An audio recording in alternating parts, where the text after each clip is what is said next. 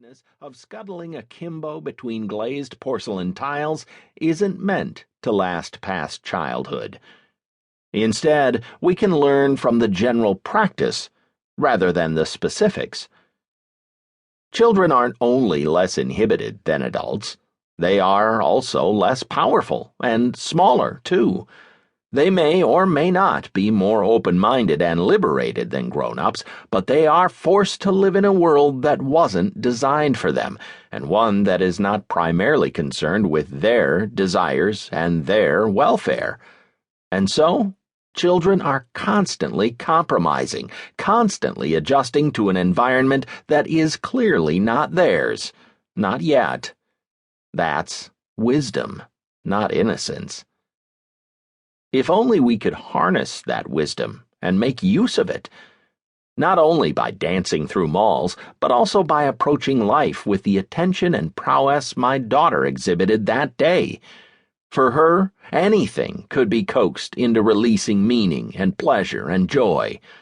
I mean it, too, anything whatsoever, no matter how seemingly boring or stupid or meaningless. Shopping and transit and work and chores and residential zoning disputes and tax preparation.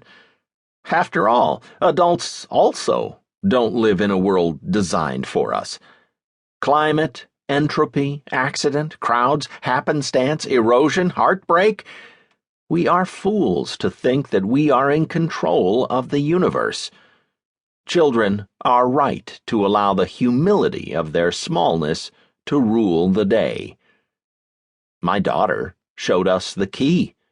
Misery gives way to fun when you take an object, event, situation, or scenario that wasn't designed for you, that isn't invested in you, that isn't concerned in the slightest for your experience of it, and then treat it as if it were.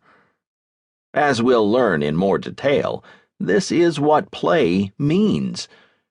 Play isn't doing what we want, but doing what we can with the materials we find along the way. And fun isn't the experience of pleasure, but the outcome of tinkering with a small part of the world in a surprising way. Think about a musical instrument, like a guitar. When you play it, you don't do whatever you want, not at all. Rather, you do something very particular. You hold its fretted fingerboard in some patterns while strumming its strings in others. By manipulating the physical configuration of the device, you make it produce a subset of the infinite pattern of sounds we call music. And even if you don't know how to play the guitar, you can still play with it.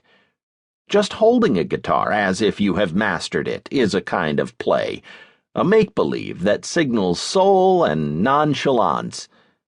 Likewise, the hair metal guitarist who swings his axe to trash the concert set also plays it in yet another way, wielding the solid wood body as a demolition tool.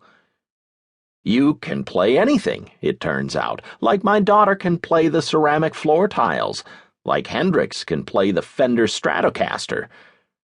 This book is about how to play and why we need to. Play seems unserious and trivial until playful encounters with familiar objects like floor tiles and guitars demonstrate that, no, play invites and even requires greater attention, generosity, respect, and investment than its supposedly more serious alternatives do.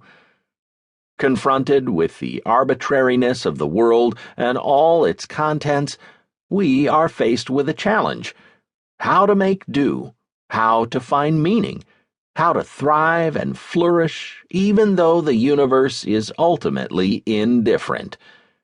One answer is to resist, to abdicate, to reject our surroundings, possessions, and relationships as potentially insufficient and therefore untrustworthy. But another answer is to embrace the stupidity of mall floors and guitars and everything else, to allow the things we encounter to set the terms for our scrutiny rather than